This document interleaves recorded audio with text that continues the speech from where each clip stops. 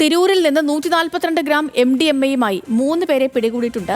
മലപ്പുറം പെരിന്തൽമണ്ണ സ്വദേശിയായ ഹൈദർ അലി, വേങ്ങര കുറ്റൂർ സ്വദേശി അസൈനാർ, കണ്ണമംഗലം സ്വദേശിയായ മുഹമ്മദ് കബീർ എന്നിവരെയാണ് പിടികൂടിയിരിക്കുന്നത്. തിരൂർ റെയിൽവേ സ്റ്റേഷൻ പരിസരത്ത് നിന്നാണ് ഈ പ്രതികളെ പിടികൂടിയത്. അപ്പോൾ ഇതുമായി ബന്ധപ്പെട്ടുള്ള കൂടുതൽ വിവരങ്ങളുമായി ശാന്തകുമാർ വെള്ളാലത്താണ് ചേരുന്നത്. ശാന്തകുമാർ, പറയാം.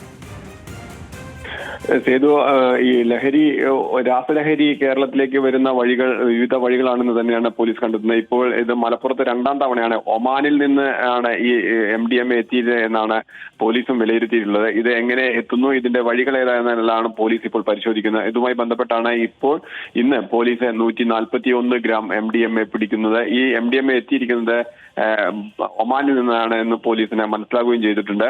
ഇത് ഏത് വഴിക്കൊക്കെയാണ് വിൽപ്പന നടത്തുന്നത്, ഇത് എങ്ങനെയാണ് ഇവിടെ എത്തുന്നത്, ഇതിന്റെ രീതികൾ എന്തെല്ലാം എന്നാണ് പോലീസ് വിശദമായി പരിശോധിക്കുകയാണ്.